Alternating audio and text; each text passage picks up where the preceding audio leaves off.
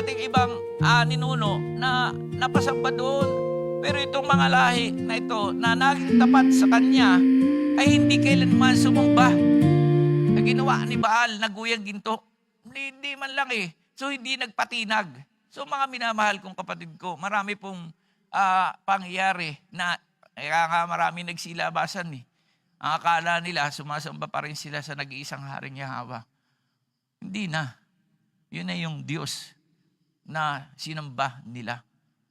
Yun na. So, alam po natin yan na yung tinatawag dito na Diyos, yan yung ngayong kaaway, si Satanas. Nag-iibang anyo, nagiging banal, papakita rin ang kabanalan eh, pero wala doon sa tamang pagsunod. Kasi may kautusan eh, may major commandment. Pag yun po ay sinusunod ng kanyang mga treasured possession, andun po ang katapatan ni Haring Yahweh na siya ay, tayo pong lahat ay mananagumpay. Ang reference number po naman ito ay sa Exodus chapter 22, kung mababasa po natin doon. Ang tribo ni Levi ay nanatiling tapat sa ating Haring Ama, Aba Yahweh. Ang tribo ni Levi. So kanina yan, kay Aaron. Anong mga ito? Mga Libita. So padikit na. So ibig sabihin, kung nabalik na lahat ang pagsamba na ito, ay challenge po sa atin ito, mga minamahal kong kapatid. Kung nakita natin kung paano pagpalain ang ating mga naunang patriarch, mga naunang lahi.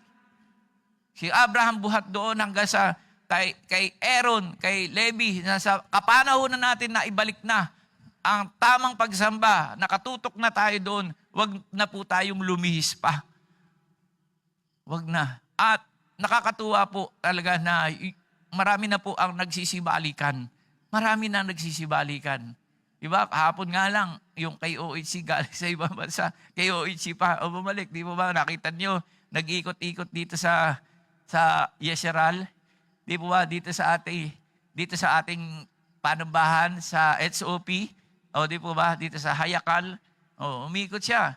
Sabi niya, di ba, nagbisita pa sa ating punungkahan. Oh, imagine, di po ba, na makikita na po natin na nagsisibali ka na.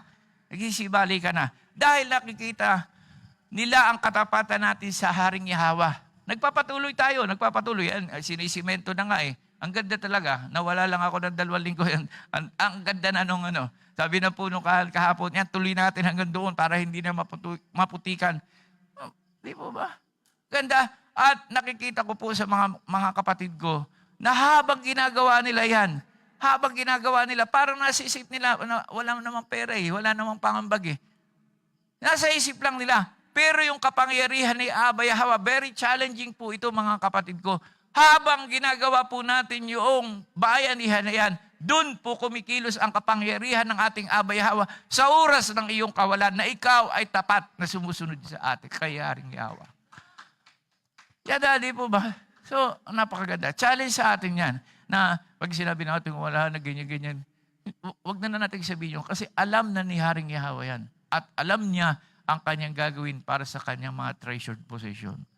Kaya, ang ganda po talaga. So, sa ating lahat, mga minamahal kong kapatid bilang panghuli na conclusion po dito, mga kapatid ko, sa punto na si Aba Yahweh ang sentro sa buhay natin, magpatuloy tayo sa Kanya, tayo sumamba, maging matatag tayo. Ituon natin po ang ating diwa at isipan sa nag-iisang Haring Yahweh. At yung lahat po ng pagawain dito sa loob ng Kingdom of Yahweh, andun po tayo, nagkaroon po tayo ng bahagi dito. At yun nga pong iba na challenge sa atin ito. Meron po tayong ginagawa dito lagi na ano ba yung aking magiging impartation sa Kingdom of Yahweh. Di po ba?